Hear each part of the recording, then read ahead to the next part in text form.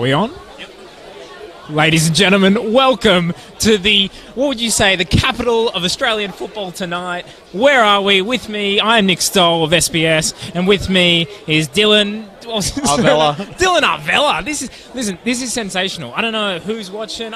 Probably Her Majesty the Queen. Like to welcome her. She's probably watching. Lionel Messi and the Argentinian national team would be watching. All of Australia, I presume, is watching this game. And when I say game, what I mean is the end of one training session before Albion Park takes on Coniston in the FFA Cup third round preliminary thing. I don't even know what round this is. Well, I think it is the biggest game in town, that's for sure. And it might be the biggest game in Australia tonight. I think, given it's an international break, I would be willing to stake my career on the fact that this is the biggest game in world football tonight. Well, given the SBS has put their full backing behind it, 100%. I mean, there will be hundreds of thousands of viewers watching tonight. Yeah, right now we've got the teams warming up. There is a very slight delay in the game starting because the youth team coach refused to cut his training session short. As you know, if you're in Australian football, if you have the field booked until 8:15, you play until 8:15, and they stuck to their word. They had used the full. They're still not off the field, so I don't know when the actual kickoff is. It should be a few minutes away, but yeah. So can you tell us a bit about that team, the youth team that refused to get off the field? It's not quite a youth team. They play in the competition that Coniston play in. They're the Fernhill Foxes, coached by Bruce Tilt. I think he might have just been admiring the new synthetic field that. Yeah, we're on air. We're live on air. Welcome to Adrian Archuli, president of the Albion Park FC. Adrian, you have basically taken what should be a game of park football and blown it up to a ridiculous proportion. This is completely out of control. If I had to guess how many people there'd be, I'd say somewhere between 1,000 and 500,000. And, you got sponsors involved, charities involved. Tell us, how did this come about? Have you seen that Simpsons episode when Dedrick Tatum fought Homer Simpson? Because that's what it's like. Are you Mo in this situation? Are you gonna airlift Foz out of the game when he's on his last leg? Probably. No, well, obviously he wants to play 90, so we're going to have to cheer him off somehow. But no, it's pretty out of control how crowded is. You know what it's like when you go for a night out, right? And you have 3 beers, go have a slap on the pokies, and you get the feature. Well, this is we got the feature, and we've had a big night. We've got 20 beers.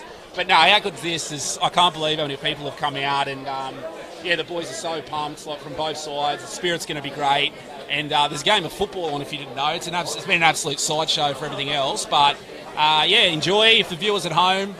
Great commentary here, Dylan Arvella, the man behind so much in the lore of football, knows a lot. And you got Nick Stoll here. Obviously, we know enough about him, and I will get out of the way. One second. Can you just explain? Because a lot of people wouldn't know who your team is. This is just it's just a park football team, essentially, right? Yeah. So it's just a park football team. Like, for instance, I'm about to go in the sheds, and I just realised I can't take a beer with me. But basically, it's just a park football team, just a bunch of mates, mates of a mates. A few of the boys here. We've actually got some decent football players tonight. A few of them, obviously ex-rugby league players, but just there's like literally our right back. This is only his second year playing soccer or football. We've got a good mix of players. But yeah, basically this is what we've never played in front of more than about 200 people before. We made a few grand finals. So great night for the boys and just for everyone. And if you're at home watching, please donate the links online at the Albion Park City FC Facebook page. Hoping to raise 10,000. I think we're going to hit the target of 1,000 crowd, but fingers crossed. And the sides are about to go out now, Adrian. Coniston is still finishing off their warm-up. But how do you think Foz is going to go tonight? Full 90. And also, as well, we've just got news that someone will donate $1,000 if he scores. So we're fingers crossed he can get there, get forward, get a chance, we get a penalty, he's taken it. So, as you can see in the corner there, we've got the Terry Street Elite, the supporter group. The Ultras. They're packed in. Yeah. But actually, no joke, you probably can't see it because the camera is facing outside the pitch. But on this side of the pitch, there is a ridiically loud. I'm sure they can zoom in on the sign. Can they get there? I don't know, but next to the bench there, or someone's standing in front of it. They're just former players. But there is legitimately there's probably I'd say 1,000 people here tonight already. Well, so the crowd, the camera can do a good pan, You can see they're coming through. Talking to the mic, Adrian is a trained. I've never worked in TV before, as you can tell. As you can see, the crowd's going around now. Big attendance, and the best thing is all these proceeds are going to charity tonight. Mums for Refugees and Scarf, who are around here handing out buckets and stuff. So Yeah. Yes, and you know what? Wherever you're tuning in from, let us know. Tell us where are you watching this from around the world. You know, I've already had Lionel Messi texted me from Argentina's training camp. David Beckham's watching. I need to go and do some work. All right, see you later, Adrian. Good on you. Dylan, tell us a little bit about Coniston. You know, because that's a team that Albion Park is up against. What do we know about them? So Coniston, they won the District League competition, which is the local second division competition last season. Yep. They're going up into the Premier League, the top flight this season, under a new coach, Jeff Allport. They've made a few notable signings, including the likes of Cody Maud, who was on TV promoting this game a couple of nights ago. Massive. But the likes of Dinko Terzic, who's on the bench tonight, and Mark Picciolini, who unfortunately couldn't be here tonight, are their big star players. 49 goals combined last season. So it looks like the sides are about to do we know, come out now. Yeah, it looks like they're about to come out. But do we know anything about how Coniston plays? Are they an attacking team? Are they a defensive team? Are they... What are they kind of like? Well, they were the top scorers in the District League last year. There we go. 75 there goals. We go. All right. They've kept a lot of the attacking players from last year. They are playing a fairly youthful side tonight. Yeah. But I imagine that they want to as opposed to Albion Park, which has Craig Foster, who might be the oldest person ever to play in the FFA Cup at 49 years old. It definitely lifts the average up. That is massively. So they're coming out now. They're walking out, except for Foz, who seems to be hobbling already. But no, he's going to remember for every... Oh, look at that. The Champions League theme is playing. Who organised that? I believe I did. I asked for the Champions League theme to wait. UEFA, if you're going to sue us for copyright, well... Too bad. I have no SBS money whatsoever. no longer have the rights. Yeah, exactly. So anyway, it's all good. Champions League, the atmosphere is palpable. For every minute that Foz plays, I believe there'll be like $20 or $40 or something donated to charity. So it's going to be exciting. I'm incredibly pumped. Yeah, so I think that MSL Consulting Engineers and DRB Group are both donating $20 each per minute. So we'll have the clock going on how long Foz gets through tonight. Do you want me to go through the lineups for tonight? Sure. I mean, I'll be honest with you. I don't know anyone except Foz on either of these teams. Well, we'll get through it anyway. Number one for Albion Park City is Thomas Archculey. Yep. Logan Hartley, who I believe is an ex-rugby league player. Dylan Nerona, who's been with them for quite some time. We're going to have a minute's silence, so respect.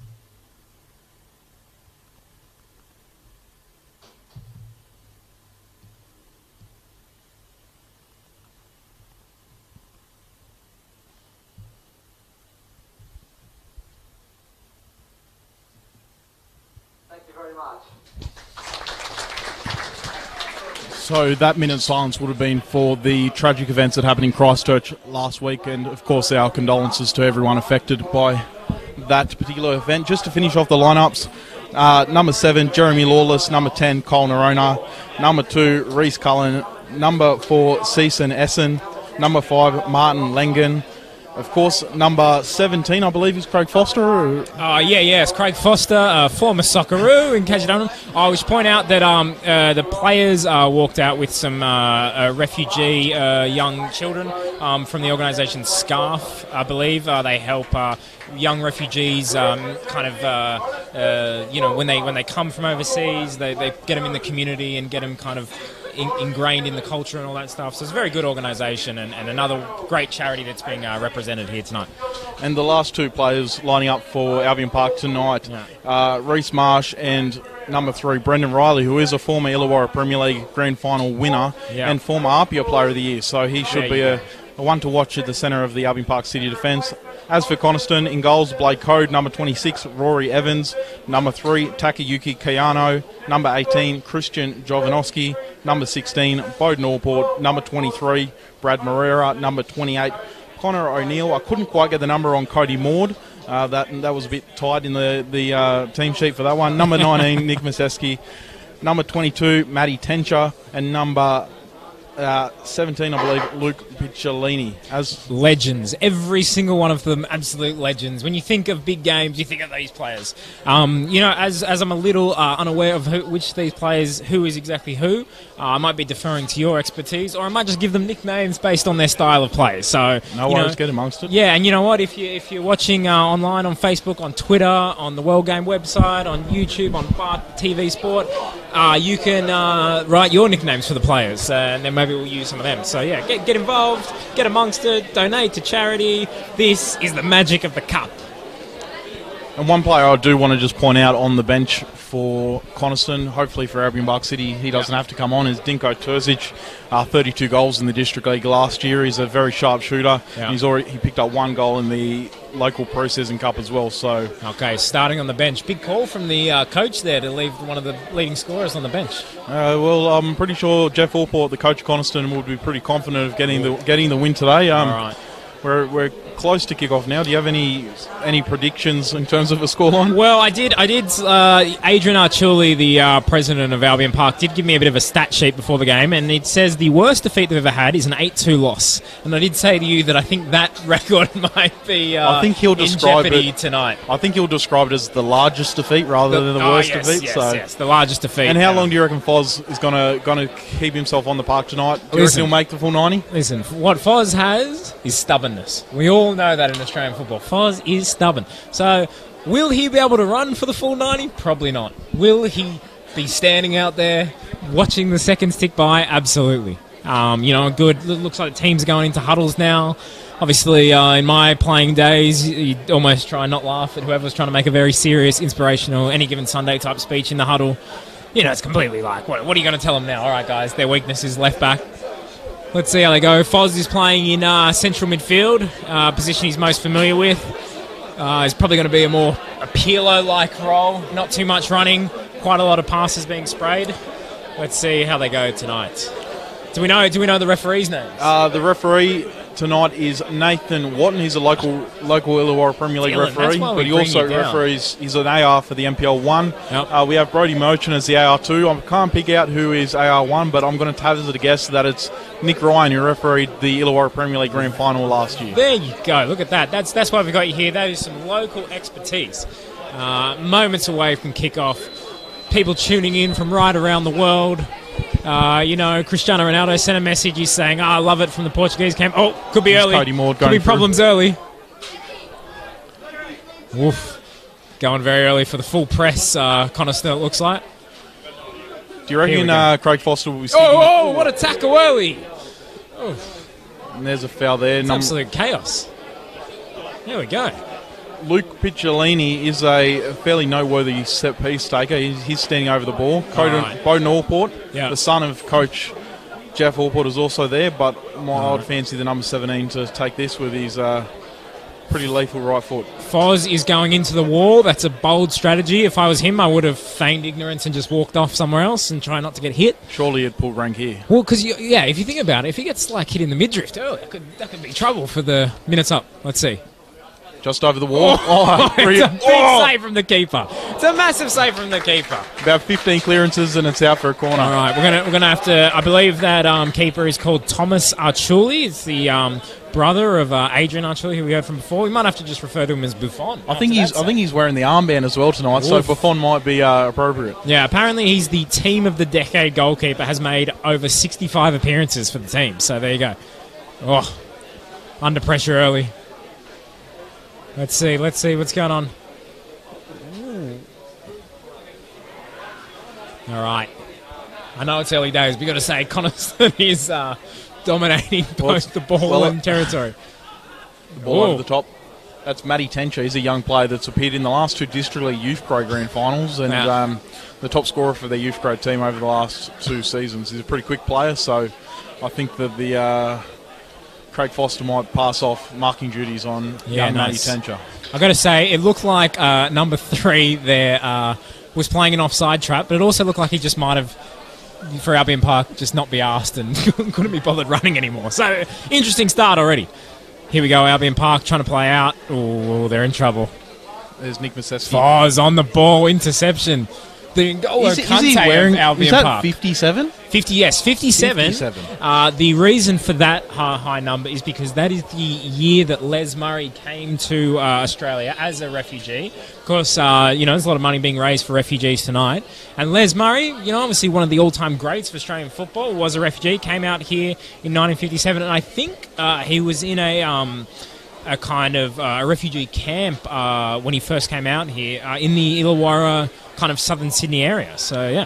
Yeah, he does have a very deep connection to the local region. There's a big mural at Berkeley Sports High that was, I believe, put together about 2 years ago. Yeah. Which is a fitting tribute to the great man. How's the pitch looking tonight? This pitch has only been around, 4 weeks or something? It opened up less than a month ago. Yeah. It's the first full-size synthetic field in the Illawarra region. Ah. It's the home of South Coast United Yeah. and South Coast Flame, who play in the State League. United are in the Illawarra Premier League. And this is the second men's all-age competitive match, with the first being University of Wollongong taking on Leeton United in the second round of the FFA Cup just a couple of days ago. Yeah, absolutely. All right. Oh, look at the number 3 playing out like... Yeah, this is brilliant defence right there. It was Gerard Piqué at the back. I actually don't know who these people actually are, so I'm going to call him Gerard Piqué. Although, to be fair, he was the one who refused to track back before. Play code cuts out Reece Marsh's cross there. Reece Marsh, he's a player that has played in the Illawarra second division in the past for Rarilla, in and out in the first grade side. There's a ball over the top. Ball and a half. Ball. What a tackle from What a tackle. That's that Gerard Piqué player. From now on, he will be, I don't know who he is, number 3 for Albion Park, Gerard Piqué. Well, in the context of this match, I think that's quite fitting. Yeah, exactly. That's Brendan Riley, the former Arpia Leichhardt player. So I think that makes sense. He's probably Albion Park City's best player tonight. Yeah. Adrian said he was the most credentialed full-time signing in the club's history. However, he missed all the last year for a foot injury. Yeah, and he had problems with his hamstring, I believe, the year before. Wow, so no problems tonight. And this is why he's dropped down to the Illawarra third division. Here we go. Oh. Here we go. How many minutes have we gone through? I'm just checking with my producer now. The stats on this feed, that's unbelievable. It's 3 corners to nothing. This broadcast is sensational. It's 4 minutes gone. Okay, all right. So we're nearly at $100 for charity for Foz. So that's good. That's good. You need your calculator for that. Yeah, exactly. No, it's very... Here's Bowden Allport whipping the ball in. It's cleared away out to Luke Picciolini, who thumps it back in, but it sails wide. Yeah, I think I heard a bit of all day from the Albion Park defence. That's a good thing to say. I think that's classic community league jargon. That's what you got to say when you're a crap team and you know that you're about to probably get pumped.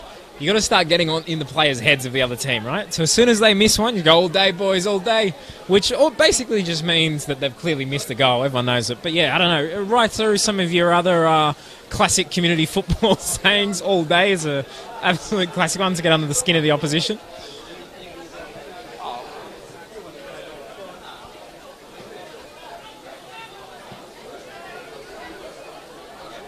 The player on the ball now, Takayuki Kiyano, who's played it off to Christian Jovanovski. He was a Japanese pickup in the District League last year. He helped Coniston to one of the best defences in the local division, and I believe he went back to Japan over the off season. He's just arrived back in the Illawarra a few days ago, so I'm not sure whether he's had much training. Maybe it'll be interesting to see if the Nerona brothers or Reece Marsh is able to exploit a lack of Here we go. fitness. Foz on a set piece.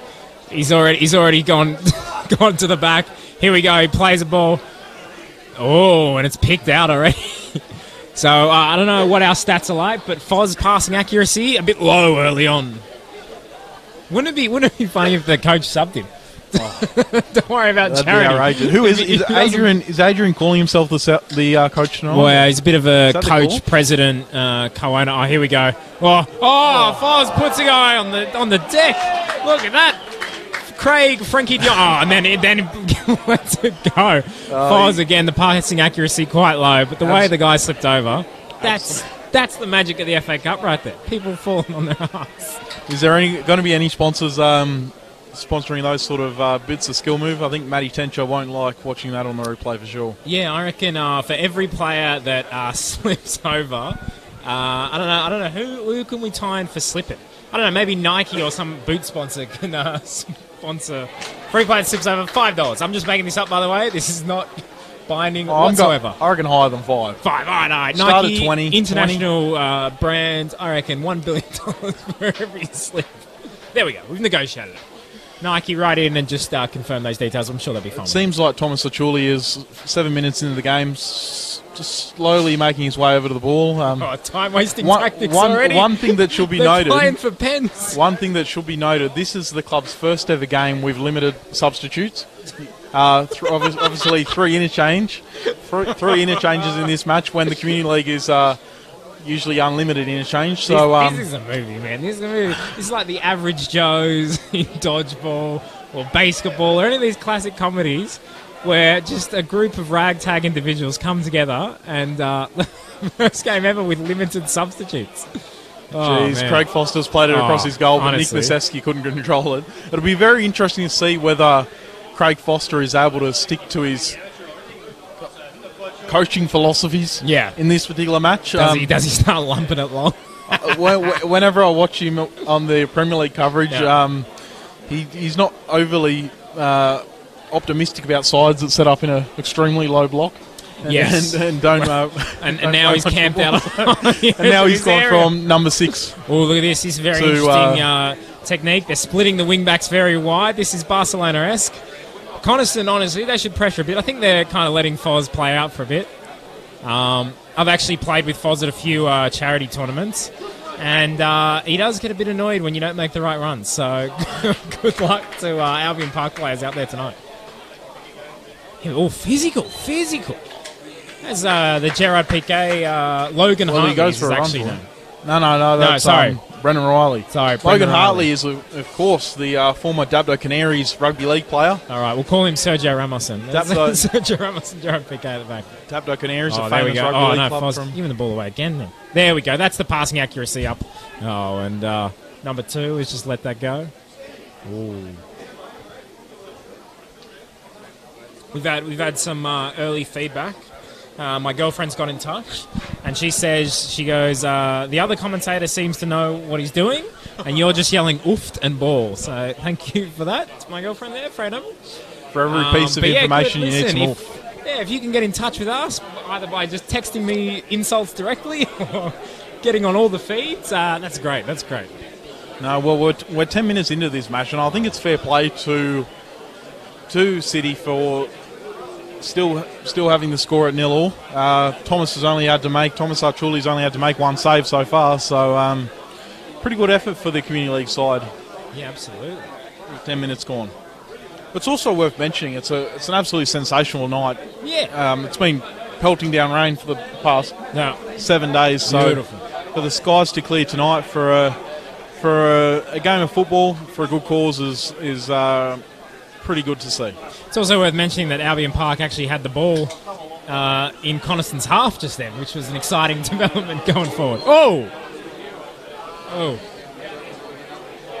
Referee doing the traditional calm it down, boys, in the first 10 minutes. Trying to get some authority. Oof. The big auto pass. The big chip and chase. There we go. Nike just donated another $1 billion for a guy slipping over. This is one thing that Premier League clubs are going to have to get used to playing on this ground this year. Yeah. When there is a bit of moisture on it, it's going to be more slippery. Yeah, there's a nice ball over the top by Christian Jovanovski, which is cut out by Season Essen, who I believe is a new signing for the Albion Park City this season. Dylan, I want to ask you, there hasn't been a goal yet, but have you thought about whether you're going to give it the full South American goal, or are you just kind of going to go the more Peter Drury, really give it the atmospheric, poetic thing, or are you just going to simply let the crowd noise do the talking? Well, or do we wait and find out? After 90 minutes, I think I'm going to have to... I'll be going through some goal routines fairly often, so I don't know whether I'll go for the full 20-second goal routine from number 1. Yes. Well, we've gone over 10 minutes without a goal. You could say that's because there's been great defensive structure on both sides, Well, you could say that the attacking football hasn't been kind of what both teams want it to be. But anyway, no doubt there will be goals in this game. We're sure of it.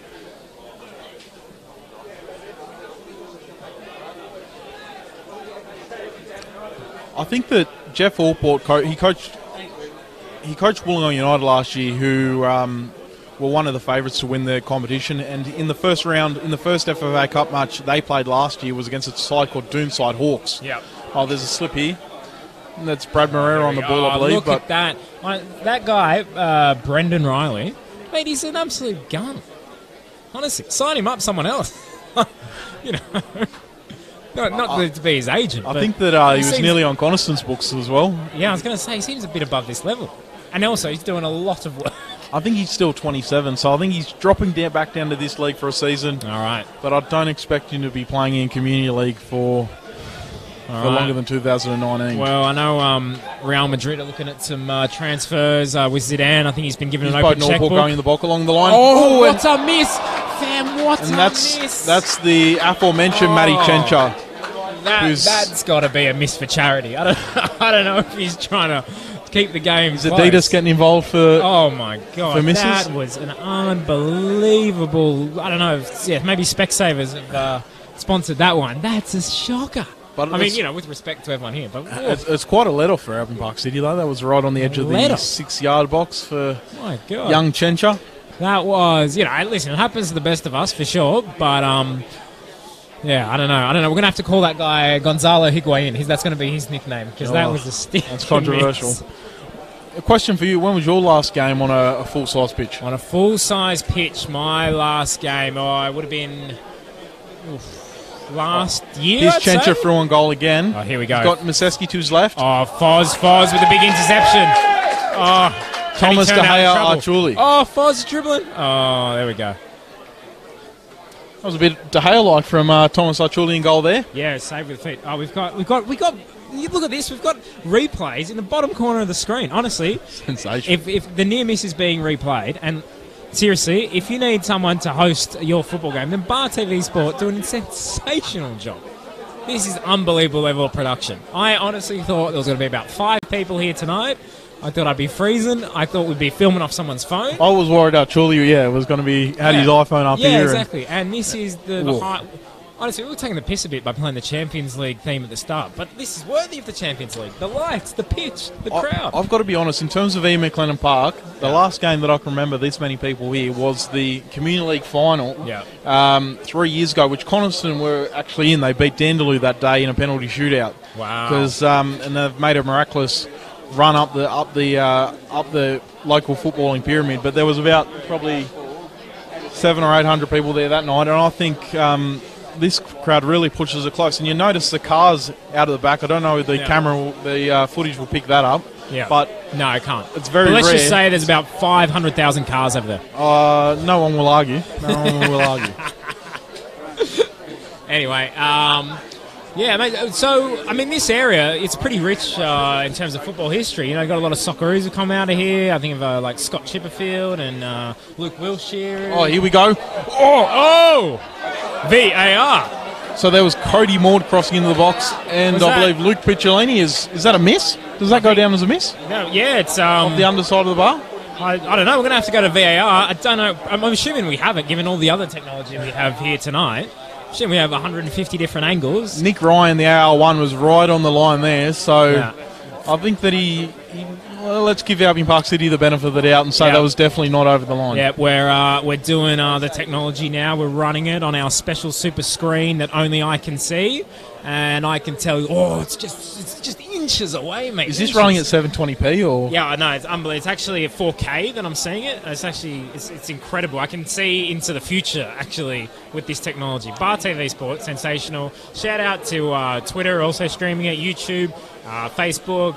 I don't know, Tinder's probably got it. Someone's live streaming off their profile. I don't know what's going on there. Bumble, whatever other dating apps you're on. Good luck to you if you're trying to find love while watching the football. Just on your point on local players. What a switch from Bumble and Tinder to local soccer. You mentioned Luke Wilkshire and Scott Chipperfield. Of course, they're coaching the 2 local MPL sides down here. Chipperfield is with the the Illawarra Stingrays, who had a 2-2 draw against the Koalas on the weekend. They're undefeated after 2 games. And Luke Wiltshire's Wolves, 2 wins from 2. They beat Apia 3-0 on the weekend, with Thomas James, the new signing from Canberra FC, picking up a hat-trick. So they're top of the table. We're right top of the table. So the former local Socceroos are doing wonders so far with the local MPL sides. Yeah, sensational. And so who are some of the former Socceroos who come from this region? Oh, far out. I haven't got these in my notes. Oh, okay. Well, I can kind of... Adam Federici. There's another one. He's from down the coast. Scott Chipperfield used to drive a bus. Scott Chipperfield. Luke Wiltshire was actually a junior at Albion Park Soccer Club, not associated with Albion Park City, but obviously the same suburb. And was also my junior club. Oh, Foz, cheeky there. Ball was moving, so... Archuli's doing the YMCA out over there on the far touchline. Oh, yeah, look at Archuli. He's actually coaching. Listen, I'll be honest with you. Archuli coaching is one of the biggest gambles I've ever seen. You should have seen him training at Queen's Park a couple of weeks ago. The boys went up there for a kickabout. Craig Foster put on a full pro licensed course. Yeah. And they had to do a nice warm-up lap to start off, and Archuli finished about 30 seconds before everyone else. He was gassed, but... hey, listen, the session's paid off. I mean, well, Foster was impressed. With 18 minutes gone. There's Cody Maud. He's cutting back. Cut back. Here we go. Rory Evans finds himself pretty high up the right-hand side. Here we go. Foz, here we go, in space. Can he pick a pass? Oh, look at that, finally. Dylan Arona. Here we go. Is this the deepest Albion Park have been in? Oh, look at the first touch football. The crowd loves it. Oh, the crowd don't love that so much. I think he was trying to pick out Foz there, but missed the mark there. It's all right. Here we go. He's offside. It's offside. Good call, ref.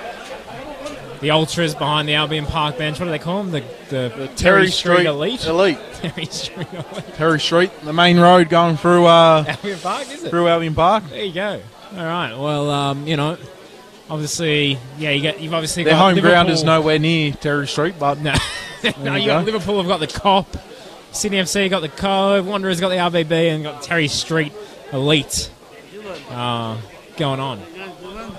We've got Big Sash here. Big Sash is a local Cringilla Lions supporter, actually. Are you going to get this up on the live stream, Sash? Huh? Are you going to get this up on the live stream? Yeah, I will. That was a yeah, I will. So look at that. What we're going to do, we're going to get our own radio station for this. We have a gentleman from the crowd proposing our own radio station. So look at that. The offers are flying in. It's only 20 minutes gone, and we're already getting offers for our own radio station. Dylan, we've clearly mastered broadcast communication. I'll be looking forward to an offer from, all the big international BBC World and all this kind of thing. Probably radio's the way of the future, mate. Yeah, absolutely. Radio, we'll get into newspaper game. It's all happening. I'd have a go at being the town crier if you want. Yeah, absolutely. But look, 20 minutes in, still 0-0. 20 minutes in. For a moment of seriousness, I don't know if Allport will be too happy with his side's performance so far. They haven't got too many shots away on goal. I was saying that he was in charge of Wollongong United last year, and they lost to Doomside Hawks in the opening round, their opening FFA Cup match. So I don't think he'll be... 23. Brad Moreira flashes it across the goal. So there's still not a strike on target. It's still only been the No, I remember there was an amazing save early on from that free kick that Thomas Archuli made. But, look at the time wasting tactics. Can't believe actually time wasted. What's he doing? Chatting to the photographer. He's going to do a Balotelli. Upload his goal kick onto Instagram. All right, Foz dropping deep. The Gerard PK, Brendan Riley dropping deep as well.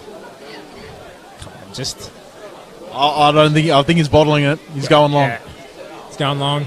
It's worked out quite well, though. Whoa, slide it in, ref. There we go.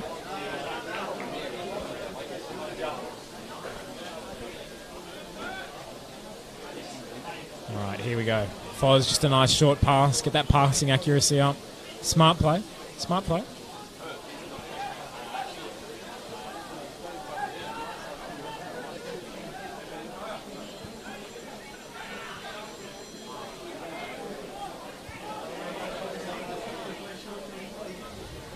Back to the keeper. Here we go. Stringing a few passes together. Oh, commentator's curse. It's good. It's my debut as a commentator, so it was nice to get that commentator's curse out nice and early. He's Jay Horriban on the ball. You're going to hear Force just yelling, hey, hey, hey.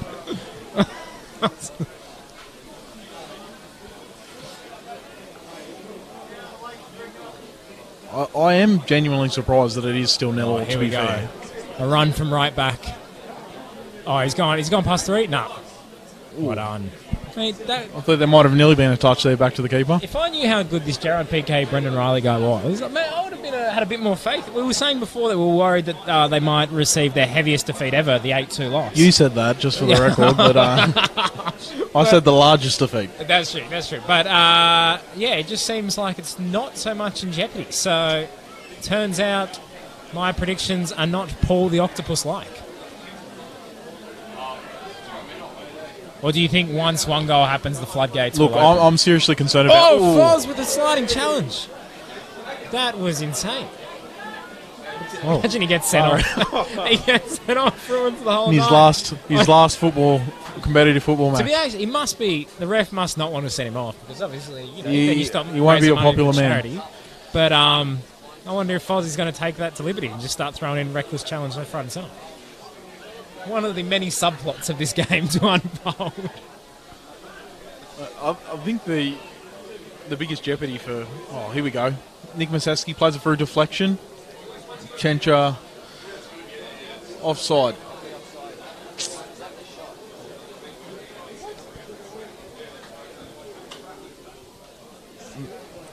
And I think they're just going to play the goal kicker there. But, yeah, I think the major concern is those 3 substitutes. I'm loving the centre-back having to already have a drink from the goalkeeper's water bottle 20 minutes in.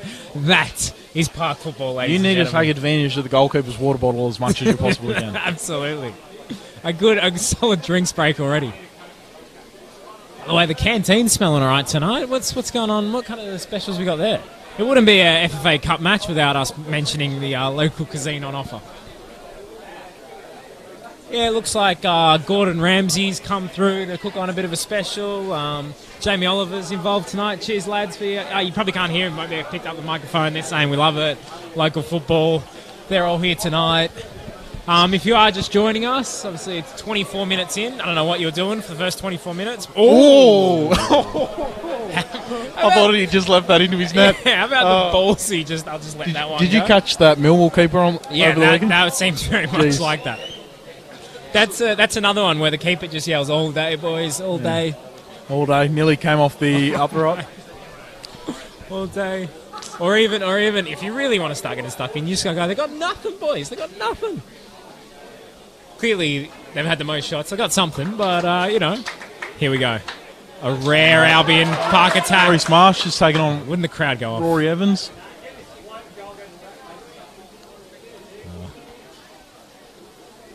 Rory Evans has held him up. He gets the ball in. It's not bad. Oh! Jeez, and nearly finds Dylan Arona at the far post. It wasn't overly convincing Here we go. Defending from Coniston there. No. Do you think that maybe will Albion Park kind of throw an early substitution a la Gus Hiddink, Australia, Uruguay, 2005, bring on Harry Kill or whoever the Harry Kill equivalent is early, and maybe just change the game? Well, I think their equivalent might be maybe Jaden Penrose, and I don't think he's up to finishing out the match, so I think they're just going to sit on their hands for now. Here we go, long throw, Rory Delap style. Love it. Okay, not so long throw. A medium throw, if you will. Here's the ball in the box. Dylan Arona goes up. Like code, the goalkeeper misses it. Pen! Give a pen, referee. Penalty. You got to give a penalty just for fun. Is that a Coniston free kick? Listen, I have no idea if that was actually a penalty or not, but I'm just saying, for entertainment's sake, the referee should have given a pen. I'll tell you what, that wasn't convincing defending by Christian Jovanovski, nor was it convincing goal. Whoa, here we go. Is it a penalty? The referee, they're going to possibly go to VAR. If this is a penalty, this is the best. Doesn't look like it because Albion Park have retreated. Referee's obviously talking to the keeper. A yellow card. But how's he got the ball then? What's it, for back chat or something? Well, that's I think it was might be a yellow card just for coming out for a poor claim, but that was odd. I think Coniston were the side that that was strange. Unfortunately, sort of came away with the free kick. I know we've got picture-in-picture replays. You know, we got incredible. Whoa! What's that tackle? That's Dylan Nerona, who was just down on the ground about 20 seconds ago with a brilliant sliding tackle. Well, you got to say, on a pitch like this, is artificial. Oof, you're going to get some carpet burn when you slide in like that. But maybe with a bit of moisture on the field, very nice. I approve.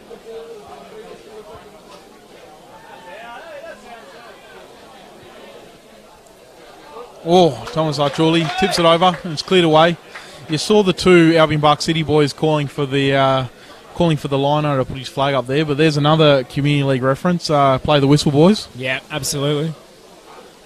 Oh, the sliding tackles are coming in left, right and centre. Jay Horriban has a lot to do here. Wow, Kayana plays it back. Who's that guy? He's pretty fit. That's Jay Horriban. He's been in the Community League with Dandaloo for a number of years. He used to play for District League, the second tier with Kiama Warriors. He's made the move across to... Yes. Good miss. No, he's caught it up for the handball first up. Good miss. I mean, I don't want to say I'm, biased in one way or the other, but I've clearly called for a penalty maybe when there was none and said it was a good miss then. So, make up your own mind. It's for charity. I'm biased for charity. All right? What would actually happen if Albion Park make the next round? Are we gonna do this all again? Are we? Is Foz gonna play his second? I'm hoping they go straight for the national draw if they pull it off. I wonder who else we can coax out of retirement. Who else? Paul Wade. Oh, stoppage. Referee wants to get involved. There's one of the ultimate technicalities in football. You can't play a free kick inside your own 18-yard box and it not go out. Yep. So very annoying rule. Normally it's not enforced in Community League, but yes. Listen, let's talk about that. Rules that should be enforced and shouldn't be enforced. Throw-ins, just relax. If a throw-in's not anywhere near the goal, people need to chill. Yeah, people need to chill. Just let the game flow. The amount of times you get called for foul throws. Obviously don't, Tom Brady quarterback it with one arm. But as long as it looks all right, it's fine. Just, it's just to get the ball restarted. Oh, how's the slide tackle on Foz there? Oh, what's that touch? And it's worked out perfectly. I love a good mistouch. That's community football at its best. Try to bring it down with a kind of Ronaldinho-like Bowden Allport's played. Nick Museski through on goal. Cisan Essien tries to bring him down. The goalkeeper comes out and he puts enough pressure on him to force the shot wide. There was no save, and in truth, it's probably an effort he should have buried. That's Nick Museski, who was part of the Bulli side. He was on the team sheet for Bulli in last year's Illawarra Premier League Grand Final victory. He was at Balls Paddock for a number of years, and he's made the move across to Coniston this year in search of senior football, but he'll be disappointed with that effort. Yeah, absolutely. I mean, listen, what are we in? We're in the 30-minute mark. Is it too early to start talking about the Coniston curse? Because they've missed quite a few opportunities, and I think maybe there's a bit... We talk about the magic of the FA Cup. Maybe there's a bit of mysterious fog, which, is coming from the sausages, but mysterious fog going over the pitch, and you think, is Coniston cursed? I'm willing to stake my career on it and say yes. Have I gone too early? Possibly. But right into us. Do you think Coniston is cursed? Coniston have their first corner kick in about 15-20 minutes. Yep. Bowden Allport going into the far corner to whip one in. I think they need to pick out the likes of Christian Jovanovski or Rory Evans, the tall timber, in the middle of the box. Yeah, that number 18 looks pretty massive. I'd be aiming to just smash it onto his noggin. Near post. And they've gone for it. Oh, yes, referee. Good call. I think something that should be noted is Nathan Watton is an NPL 1 referee, so those sort of contacts are usually called in NPL football, whereas Community League football, that's probably play on.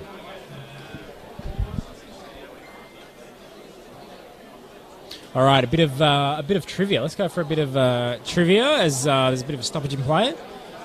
Which England international who played over 100 games did Craig Foster play with at Crystal Palace? Ian Wright. No, he wouldn't have played over 100 games. Do you know it? Do you know it? So I'll give you a little bit of a clue. He was a young player when he played with Foz. He was on loan from a bigger team. How long since he's retired? Quite recently. And when I say that, I mean like maybe a couple of years or so. I'll give you a clue. He played for... he's kind of most famous for playing for 2 Premier League teams. And then Not Crystal Palace? No. So he had a little loan spell at Crystal Palace, this player. He played in multiple World Cups for England. He was a starting member of the starting 11. Any guesses? Maybe if you're watching at home, maybe you want to ride through your guess. How many games did he play for Palace? He probably played about 15 or 20. I mean, now I'm just making stats up. But I do know he played. He played in the youth system. He played over 100 games for England. So, massive player for England. You definitely know him. Right, which is one of the other Premier League, one of the 2 Premier League clubs he's played for. He played for Chelsea for a while. It wouldn't have been Lampard. No. He also had a stint in Serie A. Ashley Cole. Ashley Cole. Cole played with Ashley Cole. And, I don't know this for sure, but I can assume, and I think it's safe to assume, that Ashley Cole would not have been the player that he went on to be if it wasn't for Foz's influence for those 12 games. No, I think it's fair Crystal to say. Palace. Ashley Cole is actually the most successful player in terms of the FA Cup in England. I think he's picked up 6 or 7. Stat and a half. 7. Honestly. Forget the magic FFA of the cup. That was the magic FA of Cup commentary. dollars. No, honestly, he hasn't even got that written down. I've thrown him a curveball with a bit of trivia, and he's got... he's the most successful player, but he actually scored his first ever goal in the competition this season with Derby County. Mate, that is unbelievable. You are hosting the next trivia night that we organise. Ooh! They're going closer and closer to the near post, these set pieces. Yeah. Do you reckon that's because the kick is getting tighter and tighter and can't make the distance? Another classic of community football, when the goalkeeper can no longer take the goal kicks, so you got to send the centre back to boot it up the field. Oh, a bit of pushing and shoving. I like it. Big fella. What do you reckon that guy? How tall do you reckon he is? 6'6". 6'6". Yeah, massive. He played state league last year for Bankstown United, I believe. Yeah. And presumably basketball in the NBL in the sizing. Hence the risk guard. Luke Picciolini off the upright, I believe that was. There you go, near post, literally hitting the near post. I think Archuli in the Mercury interview that he had with Mitch Cohen yesterday said Albion Park City would be Prince of Penzance odds to win this match. What was Prince of Penzance paying? To be honest with you, I've got no idea about horse racing. In fact, I kind of feel like Prince of Penzance, wasn't that like a musical or something? Anyway, I don't know, but let's presume it was paying $1. All right, I'm getting Google Assistant up. Here we go. It's already happening. Prince of Penzance. There you go.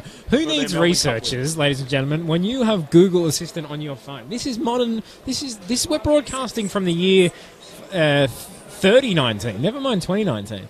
All right. Here we go. A bit of a... So apparently a $9 bet returned... What a weird bet. $9 bet. Yeah, well, you know those ones where you just have $9 or... $2.50 left over. I've got $9 left over. I'm going to bet on a horse. A $9 bet on Prince of Penzance in the 2015 Melbourne Cup, which I believe is the horse Michelle Payne was racing on, returned $125,000. Well, there you go. That is an unbelievable amount of money. I think Albion Park City are longer odds than that, but they're going well now. So we're 9 minutes out from half time, still 0-0. Yeah, I think it's the 36th minute, and I promised my girlfriend a shout out at the 33rd, and I've let her down once again. So we should be used to that. What was the 33rd minute for? I don't know. She just said it, and I was like, cool, all right. Honestly, I didn't think this was going to be as professional as it was, so I just thought I could essentially communicate with my friend directly almost. But you know what? I've seen what it is. It's clearly the biggest game in the universe today. I look around and let's go on Live Score, one of the GOAT apps that's what of football. Everyone should have it. Obviously when you wake up on Sunday morning, a bit hungover, and you just want to check the scores from overnight. Now, listen, look at these games. There's currently nothing else. Nothing going on in the world right now. So this is I stand corrected. Kenyan Super League FC Talanta is down Shocking. They're always down. They're down to Bidco United, 1-0 in the 73rd minute. So we'll keep you across that, live from around the grounds. We're in Kenya as well. I think the title race might be impacted by that one. Well, yeah, I'll go to the table because you can do it. Talanta are in 6th, Bidco United are in 8th. So, mate, it's an absolute 6-pointer. And African Champions League spots are on the line. Absolutely. So shout out everyone watching in Kenya. You know, obviously people, we're giving updates. Probably in Kenya, they're all going, I wonder how Craig Foster's going in Albion Park. As Foz has just kicked off the ball recklessly. Got to be a red card for that, I think. Refs bottled it. How does Craig Foster go in the SBS social kickabouts? Is he first one picked or? No. To be honest with you, let's be honest. When years ago, he was mad. He was mad because he still had the fitness. Now he basically does his knee after 5 minutes and just hobbles around. And you kind of get a bit annoyed when he's on your team because he doesn't track back or anything. As you see right now, ball's just gone over the top. He's not interested in it. Maybe Coniston are through. Nah, Coniston curse continues. Is there like a little futsal court near SBS Studios? There's a park across the road, Narembeen Oval, and we try and play every second Thursday or Friday. Although if the bosses are listening to this, we never play, obviously. We're always at our desk, just working away, making sure the public broadcasters' tax dollars are well spent, and we're always just researching, coming up with facts like the Ashley Cole fact that you heard before. But no, Foz used to be real good, but now, let's be honest, he does his knee early, and it's not fun. Well, he's got through 38 minutes now. What's? Are you going to get your calculator out, or? Oh yeah, for the charity. I don't want to jinx it, but I would say roughly I actually don't even know. I think let's go back to let's find out who's donating what for how much.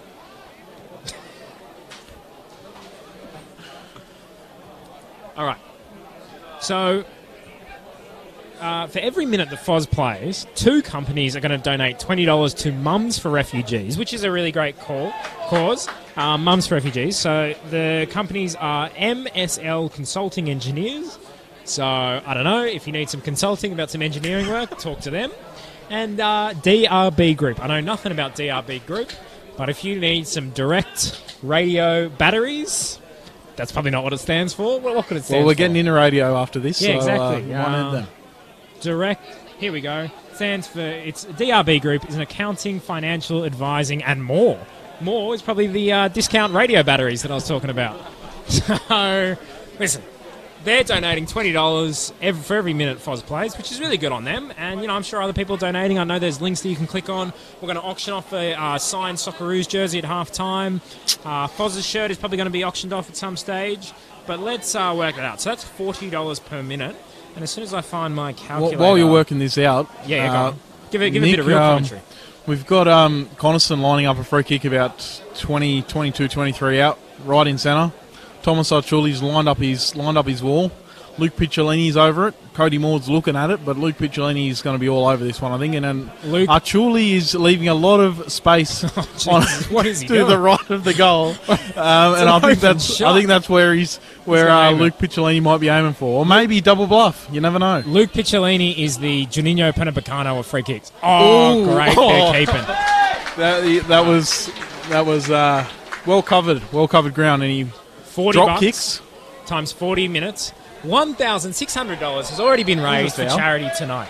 That is sensational. That's minimum, because you think about it, there's a crowd here of at least 1,000 people. That's $5 at the door. That's another $5,000. Here we go. Craig Foster's on the ball. He's on the right touchline, about 35 out. Jeremy Lawless. I've seen this before. This blue shirt, Brazil 2002. Don't play it short. He's played it short. What are you doing, Foster? Have a shot, son. Fair. Number 8. See, you can't play it short. Well, you can't play it short to a guy who's just going to miss by about 1,000 miles. What was that? That was insane. They may as well play it short. Reece Marsh may as well play short to Foz. As someone who's played with Foz in these charity tournaments, Foz has just given that guy a bit of a death stare after completely missing by miles. He should have just gone for a shot. They would have, as in shot direct from the free kick. Keeper wouldn't have been expecting it. So did you get... How's the maths looking? Yeah. So it was 40 times 40, which, according to Stephen Hawking and the Cambridge Mathematics Department, is $1,600. And that's just for Foz being on the field. There's another $5,000 at the gate. I'm sure millions of people donating right around the world. Should we do a score check in Kenya? Still 1-0, 79 minutes played. Do we have a goal scorer on that one? Oh, do you want a goal scorer on that? We do not have a goal scorer, but, Well, I don't know. I don't know any Kenyan players, to be honest with you. So. Victor Wanyama. Victor Wanyama's Kenyan. Yeah. There you go. Well, let's presume that he scored. There was an Inter Milan player a few years ago called McDonald Marega that was Kenyan. Ladies and gentlemen, you are learning things tonight. Ashley Cole, trivia. Plenty of marathon runners. I can't name any of them, but plenty of marathon runners. All right, let's be honest. There'll be some heavy breathing late in the game from the Albion Park boys. Holding on to half-time. They've done sensational to get to 0-0 at half-time. 2 minutes out. Do you reckon there'll be much added on time? Do I reckon there'll be much added on time? Well, there's been quite a lot of time wasting from the goalkeeper, so there should be a couple minutes. There's actually been Coniston of... Oh, no. I thought they'd made a sub. Never mind. Hold the phone. I'm looking at the wrong lineup. Yeah. Cody Moore, the new signing, lines up from 35. Clears the goal, and the Terry Street Elite let him know what they let him know what. Yeah, exactly. That's it. Some good time wasting. Are we in action at halftime or? I don't know, ladies and gentlemen watching. Do you want us to keep talking at halftime? Let us know. Do you want us to interview the crowd? How much trivia do you have? Do you want us to get people live on the phone from around the world? We'll call up, Lionel Messi, call up Mark Viduka, get them all on the line, have a bit of a chat about football, call the Queen, call the President, Trump, call Prime Minister, whatever. We can do it all. There was a horse at Morphettville the other day called Viduka that won in a 4-horse race. Really? Over the weekend. Viduka winning a running race. That's impressive. I think... we all know Viduka did not move very far. Amazing player. Probably in my opinion, the second best Australian player ever, or my second favourite Australian player. I know the Australian Croatian community right now will be cursing me out. For me, it's Harry Kill. Harry Kill Prime was unbelievable. I don't think people realise how good Harry Kill Prime was. Tim Cahill is probably the best performing Socceroo ever, and I love Mark Bresciano as well. But for me, Harry. Who do you think? I've got a sense of disagreement there with the head went back. Connor Evans, his shot gets deflected out for a corner. Connor Evans is the best. Oh, half time. What's the go? Fix your maths equation up. Where are we at for the $40? Does that be about 1,800 now? Yeah, hold on. Let me just call the research department at MIT. They're coming to us and they're saying 45 minutes times 40, $1,800 already raised at half time. Not bad. No goals, lots of money. How many corners have Coniston had? How many corners? 9. Why, is there a donation per corner? Well, may as well. All right, well, we don't know about that. But anyway, listen, there are no goals, but there's lots of money. And that's essentially what Italian football's about. Artuli's giving out high fives. He's loving it. He's loving it. 0 at half time. That's an unbelievable upset. All right. Is that worthy of a team song? Half time? Yeah, I reckon. Just start celebrating now. Get on the cans, all good. Listen, ladies and gentlemen, I think we should take a little tiny break because for sure you might be a little sick of us. And we're just going to take a little tiny break, just debrief, make sure we haven't defamed anyone. I'm going to talk to my lawyer. We're going to speak to BBC World about further offers, probably hold out for more money in the second half. This is an unpaid gig, so we'll see what we can negotiate. And thanks for coming. Don't forget to tune in the second half.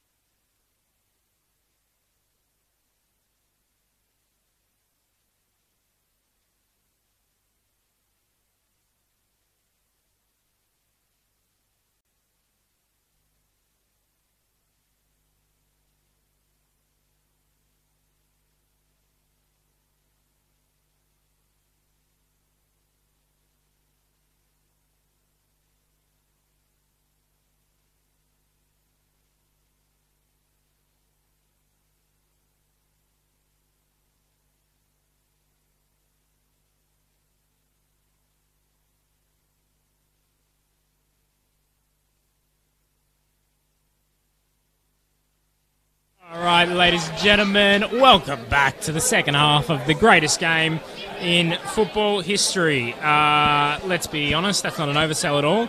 Guys, we've got a score update for you. It's 0-0 here between Coniston and Albion Park, but I tell you what, it's 1-0 in the 90th minute in the Kenyan Super League, the only other official game going on at the moment that we know of, according to livescore.com. With me is my co-commentator, the genius, Dylan Vella. Yeah, Dylan Vella, there you go.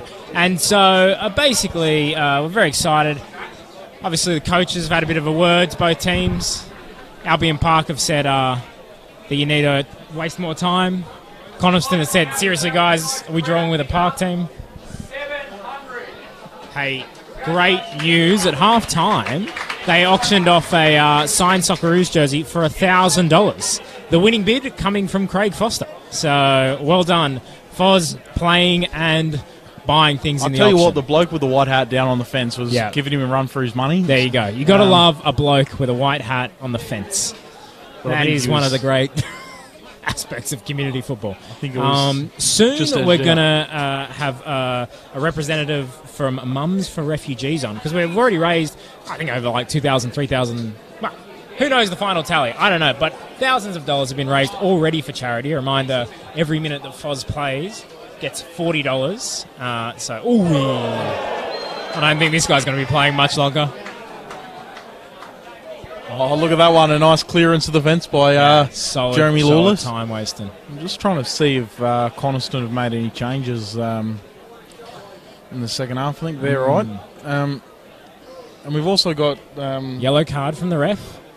Could have been a red, but ref just wants the game to continue. Fair enough. Good call.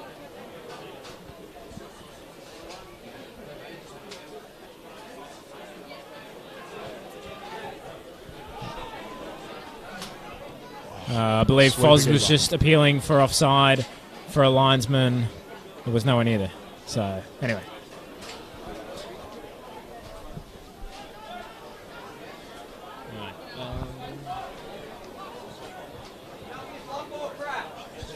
Let's...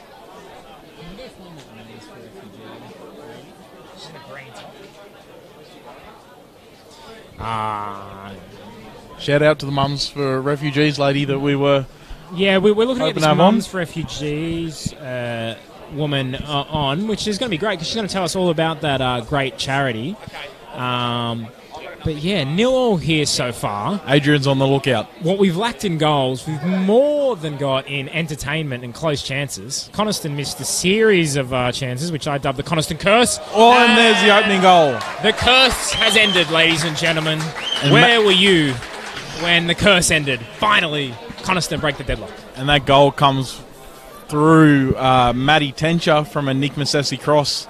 The left touchline cuts it back across the 6-yard box for the young Matty Tencher, who did miss that big open goal in the first half, so fair play for getting back involved there. And what minute is it now? I believe, if I look at my official timekeeping thing, it is the 48th, 49th minute. Right, so I started my clock a bit slow. But match reports.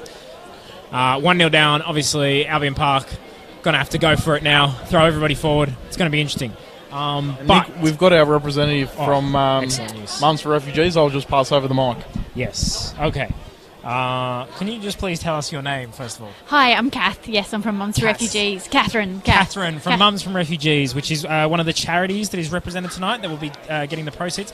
Kath, can you just tell us about Mums for Refugees and the work that you guys do? We're a group of like 4,000 people in the Sydney Facebook group that want to see an end to detention of refugees offshore and also support refugees here in the community in Australia. We've got this great program coming up called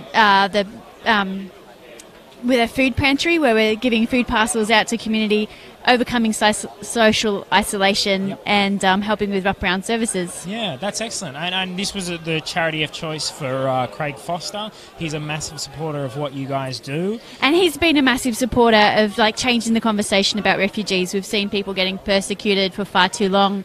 And it's just been fantastic. You know, we need to overcome hate and division and seek more compassion. And we've seen like the community get behind, support the Save Hakim and Yeah, and having him come back to Australia was really. That was the Australian community, yourself, a lot of people, but a lot of people in the football community as well, and that's kind of what it's about: is football community, charities, everyone getting involved and making sure that the right things happen. Great, yeah, and sport brings people together. We don't need division, healthy competition, but respecting people's human rights. And just in case anyone didn't know, they're just tuning in now, Foz is wearing number 57, and that is because of the year of 1957 was when Les Murray, the great Les Murray, of SPS for about 30 years, he came to Australia as a refugee from Hungary in 1957. So it's Les was such a great example of what happens when you do open your hearts to refugees. They can come here and make a huge, meaningful contribution to Australian society. That's right, and we see that in Wollongong. We've got a really diverse community here, people from everywhere. People, built the city with the steelworks, and we're so much better for it. Yeah, absolutely. And so, Kath, if people kind of want to get involved to watching now, obviously they can. I think there's a link that they can donate to on the pages. But what do they look up on Facebook and Google and that type of thing? Sure, there's a Mums for Refugees Facebook page and a group in Sydney, and there's groups all around the country. And also there's a group that I'm part of called the Refugee Action Collective Illawarra. Cool. And we'd love to see people on Palm Sunday. Palm Sunday's always been a day where people advocate for peace. There's rallies in Sydney. There's one in Wollongong. That one's on the 14th of April on the Sunday, meeting at Wollongong Town Hall at 1 o'clock. And, we'd love to see people out there. All right. So make sure you get down there. Mums for Refugees. Do you have to be a mum? No, you don't. Okay, great. I will be signing up a mum. Well, there you go. Congratulations. I'm like, what am I doing today? I don't know, with the newborn. You've just qualified. Well, yeah, I've only just qualified myself. Membership. Yeah, but no, it's a diverse community. That's about supporting refugees and being inclusive. All right. Well, thank you so much for informing us. Good luck with everything in the future. You're doing such a great job, and I'm sure everyone watching is really happy with your work. And thanks for the football community. Yeah, absolutely. Thank you to everyone. We should just mention that back on the pitch, Albion Park. This could be their best chance of the match. Well, free kick. Craig's looking at it. Craig's looking at it. Dylan, you take over. Jay Horrobin's looking at it, but look, we've got a David Beckham curl coming up. Horrobin's walking away. Reece Marsh is looking at it. Look, there's only one person that can take it. Got to take it. And he's got number 57 on the back. This is the thing that, he can't run. We all know that. But this is what he can actually do. A dead ball. It's a 2-metre run-up. Surely he can make the distance. Then let's see. 6-man wall. I'll go nuts if he scores. Well, it's not bad. Oh! What's the name of the keeper had it covered. What's the name of the keeper? Blake Code. Blake, you are a party pooper, mate. You could have just let that one go through your hands, and we would have had an absolute rip-roar of a celebration everywhere. Who knows what that could have changed the course of history. Instead, he had to just catch it safely, which, integrity of the game, sure, makes sense. But in terms of the night, mate, think of the atmosphere. All right, listen, we're going to have a change. There's going to be a change in the commentary team right now, to quote the cricket commentary that I used to listen to. Dylan is going to pass it over. This is the great thing about football community. Everyone gets a go. All right, new commentator. Please tell us your name. I'm Thomas Phillips, and I'm a Wollongong local. Thomas Phillips. Thomas, come a bit closer to me because I can't really hear what you're saying. Yep. And we don't have headphones on either, so it's crucial. Nice and cosy in our luxury box here. Yes, exactly. How old are you, Thomas? I'm 16, and I'm 16. Yeah, currently at year 11. Okay, and you're from the Illawarra area? Yes, that's right. Okay, so give us a bit of local knowledge about the Illawarra. Because there's people tuning in all around the world, as I was saying before. Messi was texting me saying, right, tell me about Illawarra and football and what's going on there. So go on, give us a bit of a hit. I think Wollongong is the next hotspot for talent all around the world. What makes you say that? Well, you got Tottenham Hotspur knocking on the door. Are they really? Wollongong Uni. Okay. Yeah. All right. Because I've just been bullshitting a lot tonight, so it's good to see that actual facts are coming on. Because and no, it's been a good game tonight. Coniston really showing their prowess. Go for it. Commentate the goal. That's it. Goal! Great free kick there, slipped through the hands of the keeper, and it's 2-0 Coniston. Dylan, tell us who that was. I'm pretty sure Bowden Albort's claiming it, but it took about 5 deflections on the way through. 5 deflections. Does anything say the magic of the cup more than 5 deflections? It's like a pinball machine in there. Well, okay, so that's Coniston 2-0. They have lifted the curse. Tom, were you aware of the curse that was on Coniston? Oh, they missed a lot of chances in the first half there. I'm telling you. And I was thinking it was going to be a while before they scored, but you know, I'm sensing an Albion Park comeback. Do you think, obviously Tottenham, they're getting involved in the local area, which is great to see, but, Tottenham are known for being a bit of a cursed team themselves. Obviously, the term Spursy comes up a lot. Do you think they'll be worried about investing in the region with the Coniston curse already in place? They wouldn't want to catch it. Yeah, that's right. You can never be too careful. Yep. Although I did hear a rumour that Harry Kane is interested in joining Coniston FC for the upcoming season. All right. There you go. You've heard it here first and probably last. Harry Kane interested in coming to Coniston. Dylan, you're the local expert. What do you think? Would Harry Kane get into this team? Or, I don't know, they're 2-0 up. I don't know if they need him. It's a good question. Thank you. I'm a trained journalist. I think Tottenham might need him a bit more than Coniston need him at the moment, though. Yeah, absolutely. It's a good shout. Tottenham still obviously involved in the Champions League and the top 4 race. You've got to say they're out of the title race. Oh, here we go. No, here we don't go. Sorry. Nothing happening. I retract my previous statement. May it be stricken from the record. Thank you very much. All right. Tom, listen, this is the local expert. What would you think? You're 2-0 down. You're playing Coniston. What's the strategy that Albion Park manager Adrian Archuli needs to employ here? Well, I think he needs a lot of hand waving. Well, I think he needs to put Craig Foster up front. Oh, interesting. Because I'm picking Craig for a hat trick in this second half. Okay, there's a lot of firsts here tonight. Mate. Foz for a hat trick was a first. Harry Kane to Coniston was a first. But that's why we have this young man on for exclusives like that. Oh, another slip, another one bites the dust. Stevie G moment right there. There you go. It's $4 billion raised by Nike for all the slips on the surfaces. Maybe Stevie G could sponsor it. It's the Stevie G slip. We could call it that. Stevie G, get in touch. I know you're watching back in Scotland. But yeah, he probably wants to donate. I'm sure everyone wants to get involved.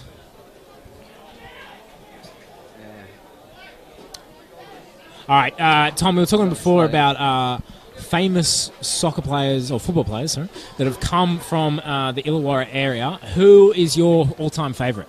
All-time favourite? Of the Illawarra football region? It'd have to be Scott Chipperfield. Scott Chipperfield, absolutely really? Immense in that 2006 World Cup campaign. Big call. Brilliant.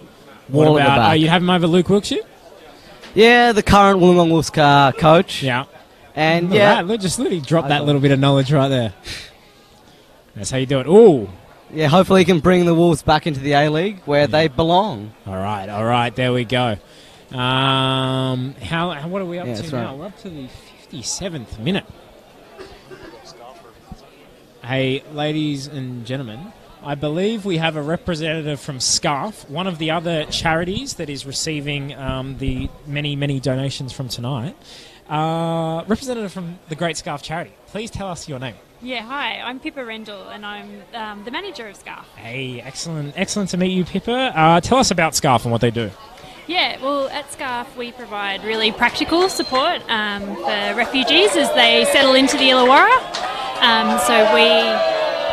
Something's going on. Something is going on, but because I was paying attention to your lovely charity, I have no idea. It's a yellow card for Coniston. Does the curse continue? We'll soon find out. But please, just go on to what SCARF does. Yeah.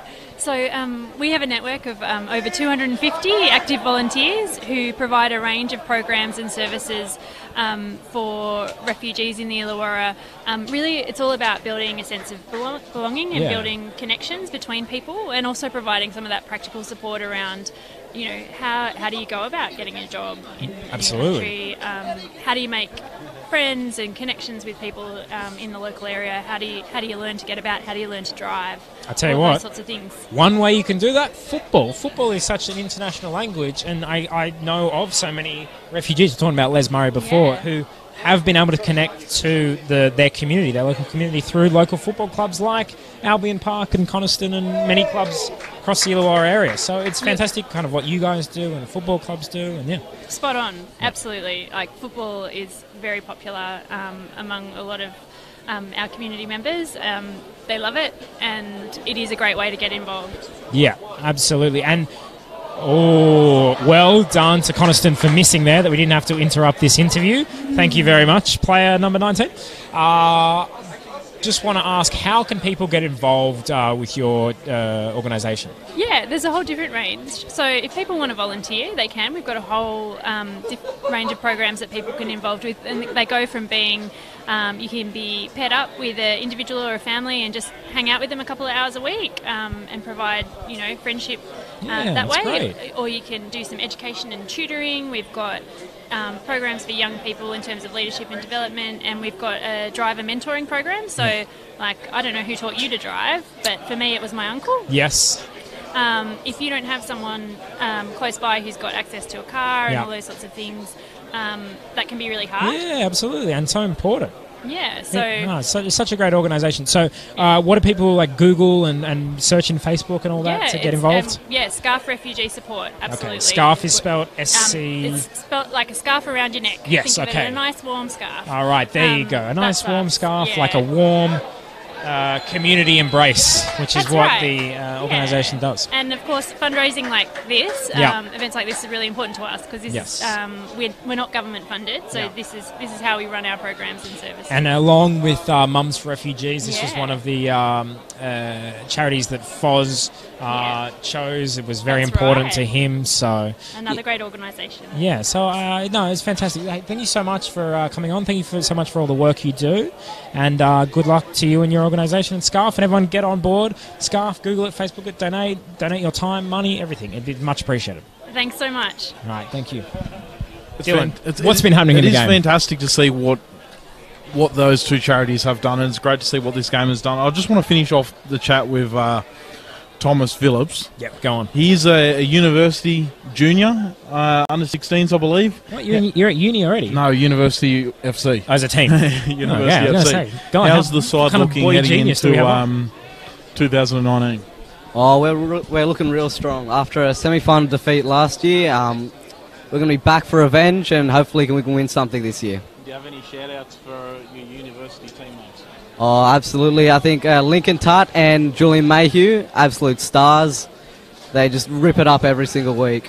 Anyway, back to the game. We had a double... How about he ended his own interview? Have you ever seen that, ladies and gentlemen? That's awesome. We've just had a double substitution here from Albion Park.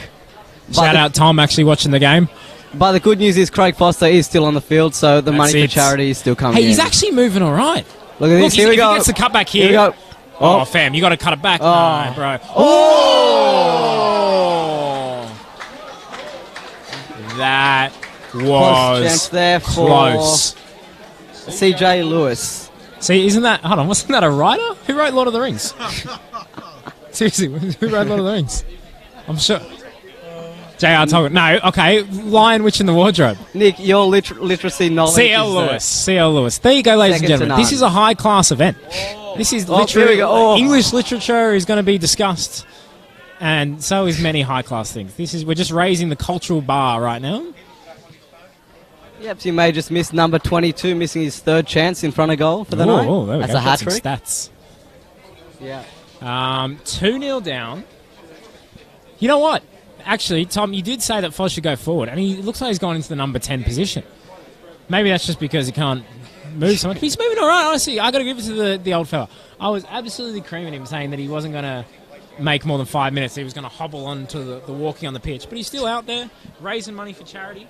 It's fantastic.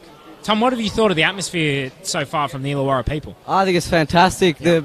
We've really come out in voice, and there's probably almost 1,000 people here. The hill's packed. 1,000. I actually, we're just getting the official crowd number from the official Australian crowd tallier, and they have listed it at 198,000, a world record. Wow! Thank you so much, everyone who's turned out. That is great news. That's right.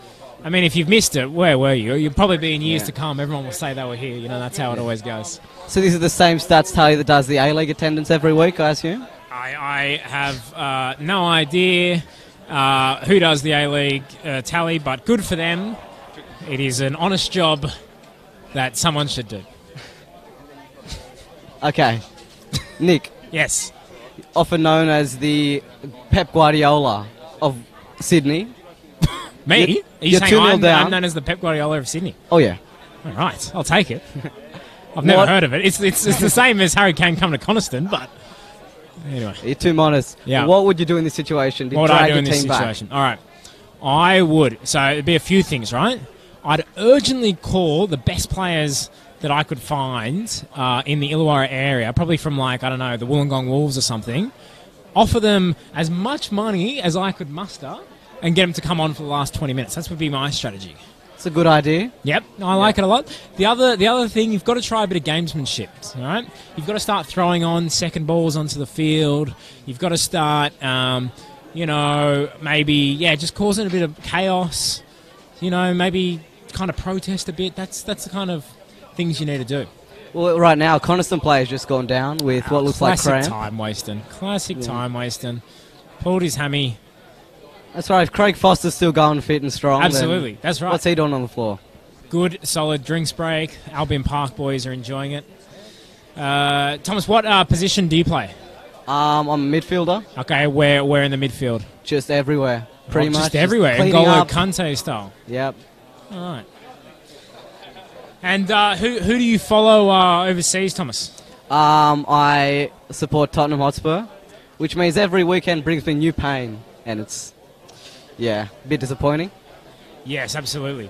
But anyway, listen, exciting times here. I say exciting because nothing's happening, and that's generally what you do when nothing is happening. But let's talk about the big issues. Let's get into it. I want to know, short corners, yay or nay? Or I have to go yay on that one. Yeah, I reckon too. Listen, short corners make sense. There's this anti-short corner brigade out there that doesn't like it, but sometimes it works. Sometimes it doesn't, but then sometimes long corners don't work. Yeah, well, it all depends on the situation. You need to mix it up a bit. Absolutely. Thomas, thanks so much for joining us. Is there anything you'd like to sign off with for a bit as we hand back to Dylan? I'd just like to say that the Wollongong Wolves should absolutely push for the A-League spot. Look at that. Coming up. Look at that. Using his very recently acquired platform to push for A-League reform. You got to love it. Chris Niku. Yeah, we got direct message. all right. I might have to get you off, Dylan. Fair enough. Tom, it's been great to have you on board. Okay, that's good. Thank you so much. Thanks for your time, Nick. Where can we catch you anywhere else? You know what? I am on Twitter. Yeah. Retweeting the best Spurs highlights, so if you want to get on that. All right, go on. Get on board. What's your Twitter handle? At Thomas Phillips, so check it out. All right, good. Thank you so much. Round of applause for Thomas. Thanks a lot, Nick. The crowd is going crazy. The crowd has gone mental. There we go. A bit of atmosphere, ladies and gentlemen. Dylan, tell us what's been going on. Classic. How have you been seeing the match? Far out, Thomas. You've done well, mate. We'll have you back for the next round. I think he's an SBS work experience. He did do a week at SBS work experience, and you can see it's paid off. He's already calling for changes in Australian football. That's what happens after a week at SBS. Look, in the time that you had the two lovely ladies on talking about Scarf and Mums for Refugees and Thomas coming on, Coniston 2-0 up. Unfortunately, it's looking long odds for the city side to come back in this one. Two subs. They brought on Jaden Penrose and CJ Lewis. Who had that miss hey, as well. Listen, if you're an acclaimed author and a local footballer, that is just brilliant. More power to you, mate. He spells his name CJAYLUIS, which sounds like an American gangster. That's what all the good writers do. They're kind of very. Foz losing the ball there, but one of his teammates wins it back. Very nice. I just want to. And there was that guy going down with cramp as well for Coniston, which is funny considering they start their Illawarra Premier League season this weekend. At home to Wollongong United in the what used to be known as the Macedonian Derby. So fiery derby, if ever I've heard one. Well, listen, I want to know something. So there's been a bit of controversy, as there always is in Australian football, whether Albion Park City can be described as a city. Apparently they're just a suburb. Now, you are the local expert. But what do you think? Do you think they should be allowed to be called Albion Park City? Listen, I spent the first 21 years of my life living in the suburb next door called Albion Park Rail. Oh. And as a railway station. Yeah. Oh, well done, keeper. Archuli, good save. Well done, Buffon. Good save. He's going pretty well, Thomas Archuli, but that throw is suspect. Look, to call it a city is quite rich. Yeah. Because there's questions about whether the whole of Wollongong is known as a city. Yeah. So, but you know what? I say, in the spirit of Australian football, call yourself whatever you want.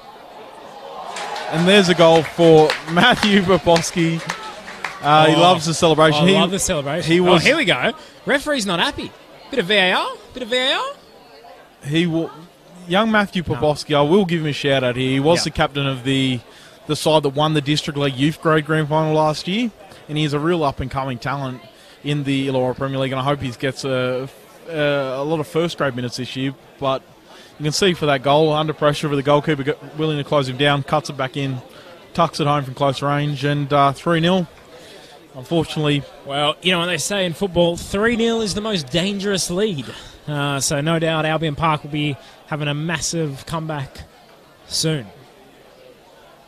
3-0, most dangerous lead, would you agree? I mean, as leads go, you'd probably say 1-0 is the most dangerous, then 2-0 after that, then progressively it gets worse. Well, one of the greatest games in Premier League history, English Premier League history, was, of course, that Arsenal-Newcastle game. Yes. 4-0 lead, you know. 4-0 lead, so it does happen. There's still one... City can still concede another goal yet. Yeah, absolutely. Oh, here we go. I think the lack of unlimited interchange is really starting to kick in. Oh, that's a beautiful ball. Cut it across, fam. No, dive. There's a penalty. Oh, Matthew Popovsky goes down to the box. Do you reckon there was a touch there? Listen, I'm about 80 metres away, and I had no angle of it, but I'd say no chance. Clear dive. Bad call from the ref. What I will say is that was a brilliant ball through. I think it was from... Mate, number 17. That guy can play. Was it 17? That guy's quality. All right. Let me ask you something, Dylan. You're in this situation. You're up 3-0. All right? Panenka. Do you go to Panenka? Sure. Who's taking? Is that Luke Picciolini? That's a specialist for a kick taker. It's Matt Letizia, I think. I think he might do it. You reckon Panenka? It might be a bit crude. I mean, come on, do it for the crowd. There's not been enough things done for the crowd tonight. It'll be brilliant if he stands there. Here we go, Panenka. Boom. Just to the left of centre, 4-0. It's 4-0. It's not often a commentator boos a guy scores a goal, but, you know, good on that guy. Scored, didn't do a Panenka. Honestly, if I'm the coach, I'd take him off.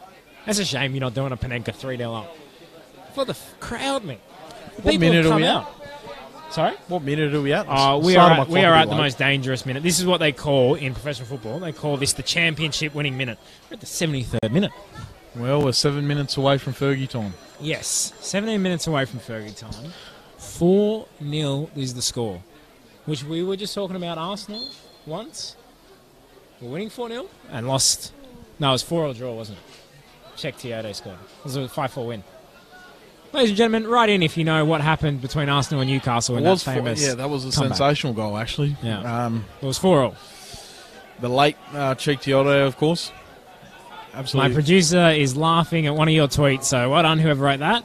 Although I assume it was an insult to me. Muchas gracias. Mi gente. What's going on? Good times, mate. Good times. We've got another free kick in the front third for City. Yeah. They're going to put it in the box. I've got two players on the edge. Yeah. Foster's going in. He's you know what? The ball forward. 4-0 up. 4-0 down. Bring the keeper up. Let's get excited. He's the tallest guy out there. Absolutely. Oh, it's not a bad ball. Back post. Oh. I think that was a turtleneck there.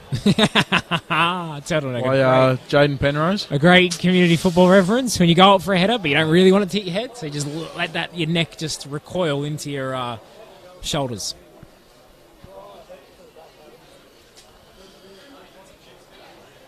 Shout out to someone who said these commentators talk more shit than Tony Abetz. Who's Tony Betts? I got no idea, but I like it. Did they tag Tony Betts or? I think it's Tony Abet. Shout out Tony Abet. You're probably watching as well. I know he's a massive. Tony Abbott. There's a handball. Oh, yeah, it's a good chance. It's a good chance, ladies and gentlemen. And Coniston are about to make their final substitution. What do you reckon? Bring on a bit of defensive solidity. Well, this guy Dennis try and Stoy. Salvage this 4-0 lead. Not salvage it. Solidify it. Foz, he loves a short for a kick. Yeah. He doesn't even entertain the possibility of not. Oh, here we go. But they might have broken through the high press there. Maybe not. That wasn't the ball. All right.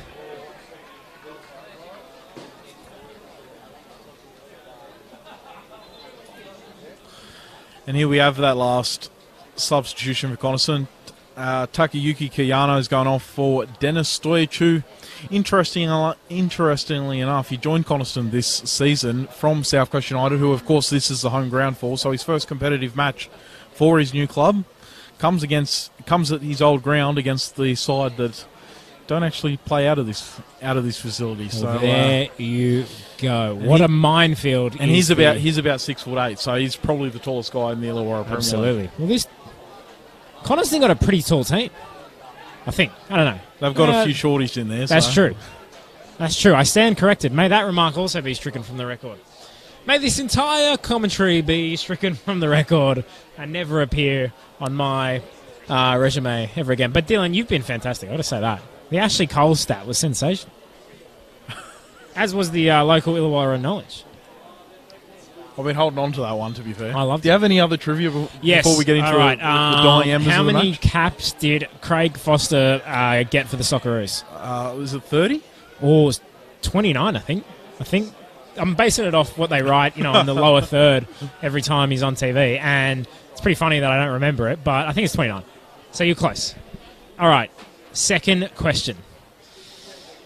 Craig Foster played for which NSL side at the tail end of his career? Spirit? Yes, Northern Spirit. Northern Spirit. Which other kind of famous football media personality played for Northern Spirit at the end of their career? Famous media personality. I mean, relatively famous. Yeah, I don't know. Is he also a coach? He's a commentator. He's probably listening right now going, how did these guys get the gig over me and Simon Hill? Andy Harper then. It was Robbie Slater. Robbie Slater. Robbie Slater played at Northern Spirit. And you know who else was there? He is the coach. Graham Arnold. Is mine correct? correct? Yes, that is correct before I even got out of the question. I was going to say Coach Socceroos, but it's a bit obvious, isn't it? Unless there's been some late breaking news. Oh, Foz, was that for a little back heel there? Let's say, for the argument's sake, it was. Ladies and gentlemen, there was a stat There's there. a goal! Oh. What happened there? Matthew Poposki with a scuff from 25 yards out, hits the base of the left post and goes in. I'm not sure whether Thomas Ochuli was watching that one, but I'll tell you what, I wasn't watching it. I didn't there's see a what double happened. for Matthew Poposki. There we go. The crowd let out an audible kind of gasp and laugh at that. 5-0 is the score. I'm going to make the call. I think Thomas might have had a water bottle in his hand. I think. The keeper was getting a drink when he got scored on. Ladies and gentlemen, that is park football at its very best. All right, we got... Was there a deflection there, sir?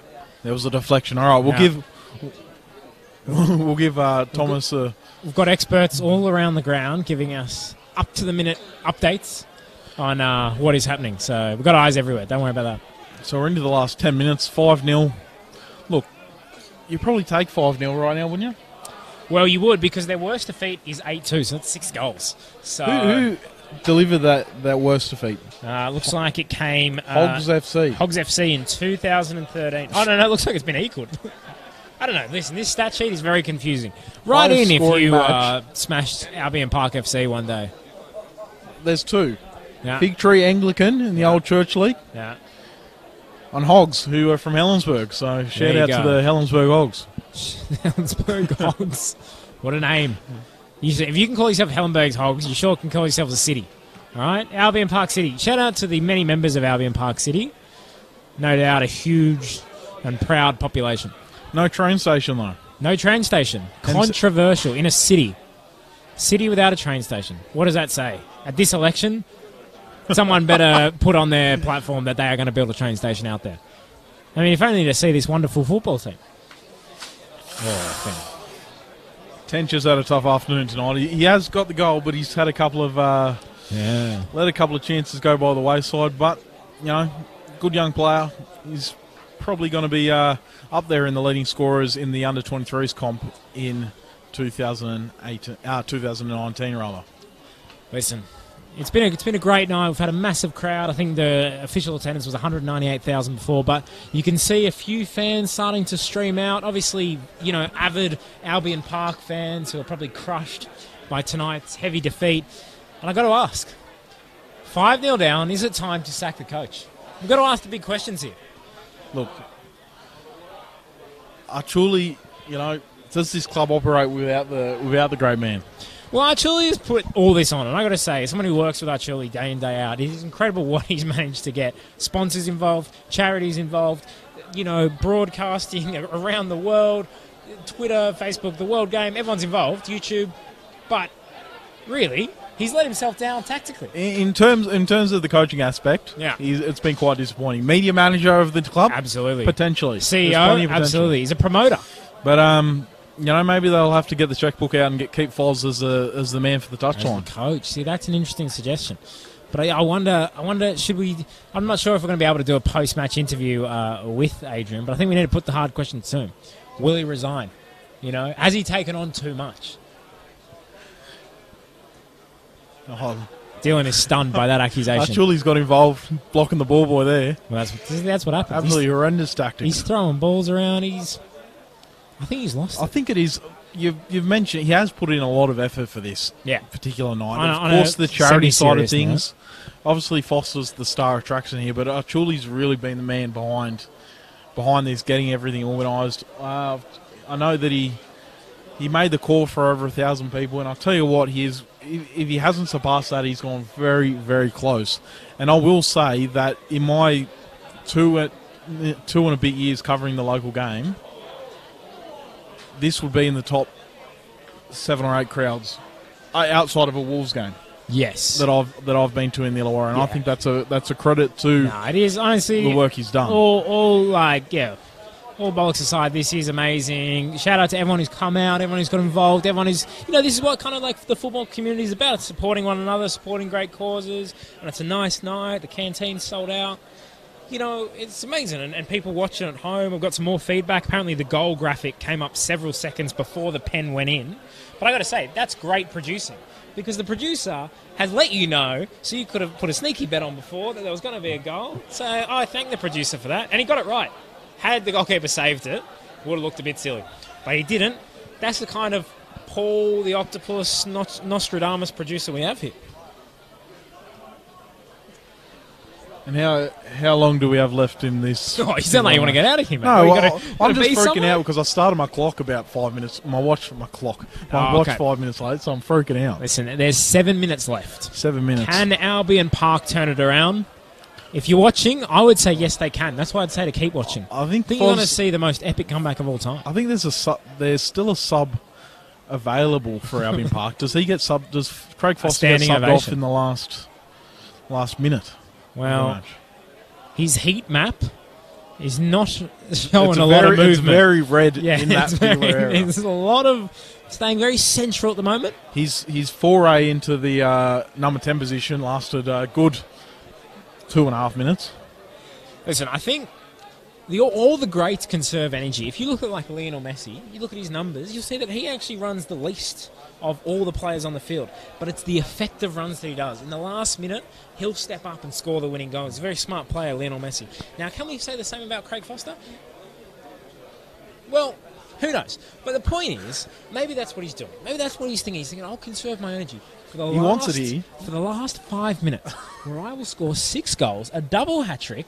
Here we go. He's going to start hitting. Now, will he dribble the whole team? No, okay. He's decided against that. Interesting move. Pass it up the field. All right. I would have, if I was him, I would have gone dribble the whole team. It's 100 metres, Nick. So, you don't back him to make the distance.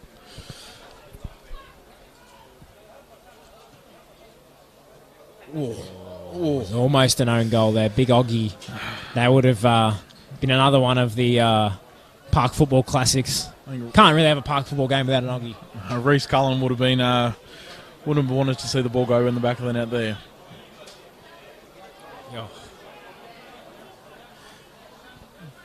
City kick off their Community League season. They were in Community League 2 last year, so they got promotion up to Community League 1. So the third tier, they kick off on the 7th of April, so 2 weeks away. So, I think this is a pretty good hit out. They've only had one trial match other than this, a 3-1 win over Oak Flats Amateurs. So, yeah, with all that said and done, this is a pretty good performance against a side that should be aim to be finishing mid-table in the Illawarra top flight this campaign.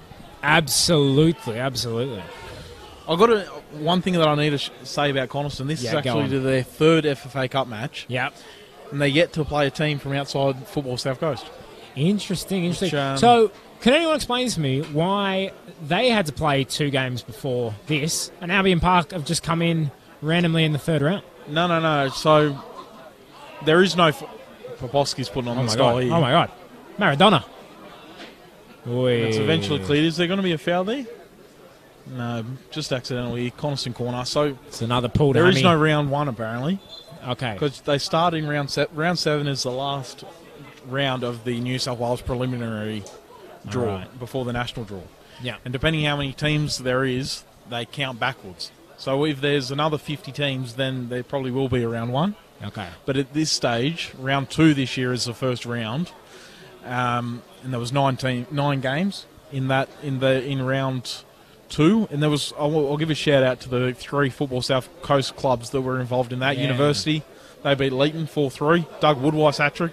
Wollongong United beat Fairfield Bulls 3-0 last night up at Ninevar Stadium rather, and the other game was Fernhill Foxes. They beat the Bankstown RSL Dragons. Wow. 7-1 last Thursday night. Sensational.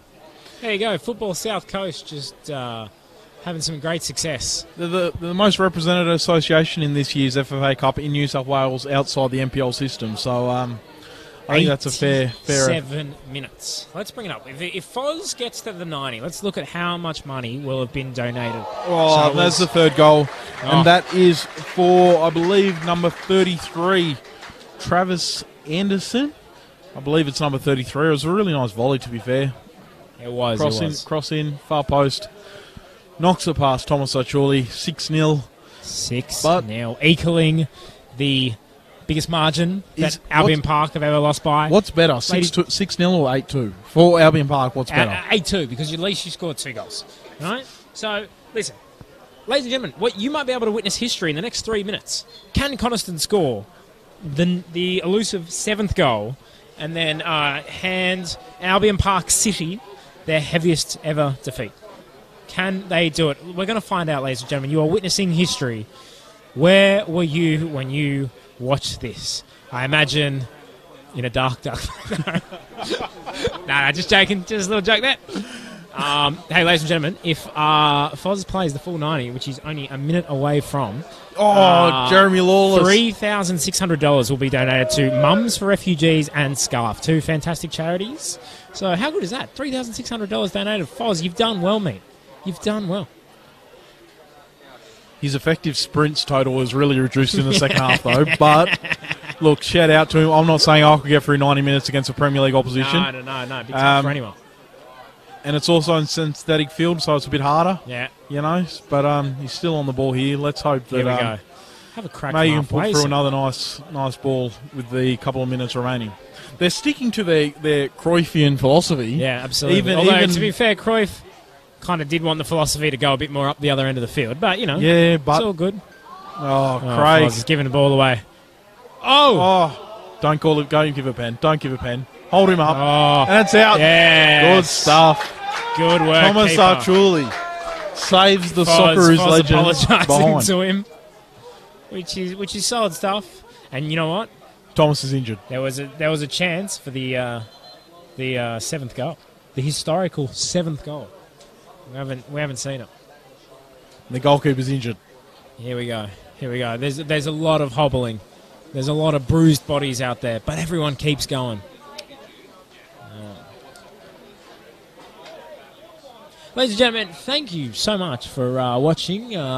Tuned in. I've looked at the ratings. We got a cumulative audience of about, I think it was 3.6 billion, which is about half the world's population. So thank you wherever you're tuning in.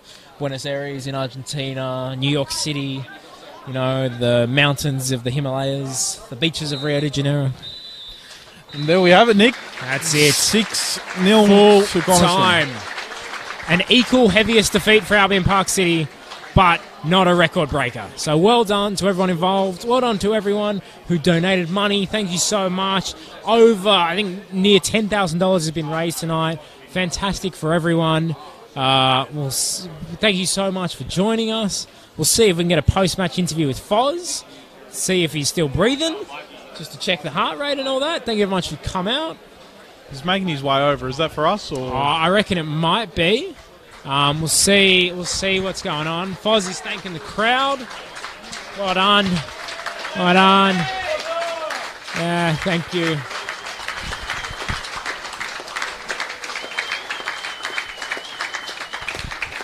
That was actually a very touching moment. Foz clapping the crowd clapping him.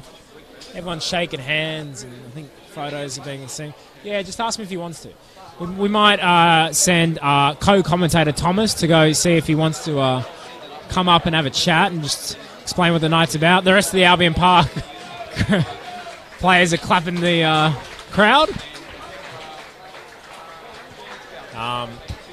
There you go. Fantastic night all around. Dylan, your assessment? Look, I'm very impressed with what Albion Park City have managed to do. Coniston were always going to be the side that came out the victors in this match, but to keep them scoreless for the first half was an incredible effort. And in the end, the 6 goals in the second half is really a non-event. Coniston were always going through, but the amount of money raised for these charities is sensational. Here we go. We've got Craig in the vicinity. He's close by. He's got about 1,000 people's hands to shake before it comes to us. He's doing very well. But we're gonna. It looks like, ladies and gentlemen, the 3.6 billion of you that have tuned in are going to get a treat and hear from Craig Foster after the 6-0 loss. Foz, how are you feeling? Oh, well, it wasn't the fairy tale that I was hoping for, obviously. Yeah. But it certainly was in terms of raising awareness here. Hi, guys. How are you? Thanks for coming. It was wonderful to have so many people turn up and come and enjoy a night of football, and everyone understood what it was about. Absolutely. You know, congratulations to Coniston. They did well in the second half. Obviously, the difference between the two levels was evident in terms of fitness. But anyway, they're a wonderful bunch. Razorbacks, I think they've had a fantastic night. Yeah. They've enjoyed the last couple of weeks. They've been so excited about playing, and ultimately that's what this cup is about. It's about them experiencing it. Yeah. And we've been able to raise some money for refugee cause. The charities, their names, why you chose them. We spoke to their representatives earlier in the day, and they told us a bit about what they do and how people can get involved. Great. But just why you chose them. Well, firstly, because Mums for Refugees is a charity that works directly with families in need, refugee families who need groceries, who need bills paid, who are really at the cutting edge where, you know, a couple of $100 can make a huge difference to having somewhere to stay overnight or something to eat today or tomorrow. It's that important. That's what Mums for Refugees do, and they were very committed and supportive throughout the whole Hakeem campaign, as with many other organisations, but they really step forward, and I respect what they do. Yeah. They're a volunteer organisation, as you can see, Mums, right? So it's a fantastic example of a community-based organisation of people who want to give their spare time, their spare energy, their spare money to help people who are vulnerable and need it. So I think they're fantastic. And SCARF is an organisation who is local down here, which is always important, to leave some benefits, lasting benefits for the community itself. Mums for Refugees goes right around the country, of course. So for SCARF, you saw we had some wonderful kids from Burma, some refugee kids here. Yeah, absolutely. 8 or 10 of them who are involved in the SCARF program. With you at the start of the game. Yeah, that was great, and that was probably the best moment of my match, actually, that just prior to the match they're walking out, and they they just enjoyed so much. They're kids who have been here a couple of years and they're still not attached to clubs. They're desperate to get into the club system, but some of them can't get to training, they said, because they don't have transport. And so they've got impediments to playing football, even on a weekend, that most of us don't have. And so tonight we've been able to raise some money for SCARF, and I said to the kids, look, we'll do what we can, work with South Coast Football to make sure these kids can get involved in the club-based system now and start to play. They walked out there, they had their boots on, they had everything on, and they were so excited to be on the field. Yeah. And they said, can we play? I said, I don't think you can play tonight, right? But listen, let's agree that we'll do our best to try and get you into the system and give you an opportunity to play. And that's an example of the tens of thousands of refugee kids around the country who aren't getting an opportunity to play because the cost to play football, as we know, is an issue. Many clubs are giving scholarships to these types of organisations, but there's a lot slipping through the cracks, and you know what playing football means to them. They were here 2 hours before anyone turned up tonight, just playing amongst themselves in an informal environment. That's all they do. They play as much as they can. They love it. So well done to SCARF. Thank you to Mums for Refugees for supporting Hakeem, and we've raised a few thousand tonight. I'm not sure how much. Over a few thousand. So they were donating for every minute that you played. They were donating $40. So it was 2 organisations who were doing that. So that's $3,600. Wow. Okay, well, that's great. On top of all the gate money that's going to come through that, and then of course the auction off shirt as well, which you yourself it's fantastic. Signed Socceroo jersey for that's right. $1,000. So we're definitely very close to our target. I know people have been donating online. People have been clicking on the links. Please, if you're still listening, please go and donate. It all helps. $5, $7, everything. People have been donating coins and stuff. Yeah, that's right. Cans. It all counts and it all makes things. Just also, why you were wearing the number 57 tonight? Yeah, so I wore 57 tonight because that was the year that Les came out to Australia as a Hungarian refugee. And what's happened in recent years in Australia is we're locking up refugees offshore. And keeping them in indefinite detention, which is a policy that has to stop. They're human beings, and they're no different to Les or Hakeem. Les came as a refugee, from a war-torn area, crossed the Austro-Hungarian border by actually paying people smugglers back in the late 50s, and he came here and settled in Wollongong, settled in the Illawarra with his family. So it's fitting that we play here tonight, and I wore 57 to symbolise how we, I think, symbolise the contribution that so many refugees make to Australian society. Absolutely. Okay, some of our refugees, they're the same as us. All they need is an opportunity to do something great in life. As ex-players, we've been given that opportunity. We worked hard for it, but we were able to achieve something, and all of these kids can do exactly what Les and what I hope Hakeem does, and that is demonstrate again that it doesn't matter where you come from. It doesn't matter if you're seeking asylum or indeed you live in Sydney like us, or you were born here or not. We all should have the same opportunity in life, and we all should be treated the same way. Absolutely. All right, how are you feeling after not only 90 minutes of football, but also quite an intense interview at the end here? Yeah.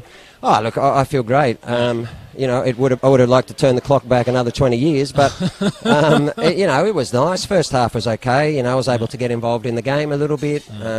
It's difficult in some respects. We're playing obviously against a team that's a fair higher, obviously standard than us. But the Razorbacks were enthusiastic. That's the beauty of football. You could see I would like to play a bit more with the ball, obviously, and I don't think they're quite used to that, but they were screaming at me, get rid of the damn thing. But it's not. I think it was a bit of a challenge for them to play in that different way, but. Equally, we keep learning. I'm 50 next month, and I'm still learning about football, and these guys will take a lot away from tonight. Absolutely. And is there any kind of final message you want to say to people who've turned up and people watching and all that? Yeah, everyone who's contributed to tonight by coming along, and it was a wonderful crowd. I thank all of them for coming here. You know, they charged a couple of dollars to get in so that we could raise money. They really responded to the call to do something, not just to play here tonight, but to also raise for vulnerable people who need it. Yeah. Football is a game with a deep social conscience. We showed that through the Hakeem campaign. And I think if all of football stood up in this country now and said, you know what, we've had Hakeem, we've had Awer Mabil, we've had Les Murray. I mean, how many more do we need until 1.8 million participants and a couple of million more supporters of football turn around and say it's not good enough anymore? We want to see this. We want to see humane policies for refugees. We're not interested in the marginalisation or the demonisation of refugees anymore. We get it as football. That's part of our DNA. So many of the top footballers around the world historically have been refugees. Absolutely. And therefore to us it's natural to say to the government, to say to every Australian, enough is enough now. Let's treat people properly. Let's close down, you know, what's happening offshore. Let's find humane policies and let's get back to being the Australia that we can all be proud of. Exactly. All right. Well, Foz, thank you so much for coming up after the game. Thank you so much for everything you've done tonight on behalf of everyone. I think it's been a great night for Australian football, just the Australian football community. So thanks so much. Yeah, no problem. My pleasure.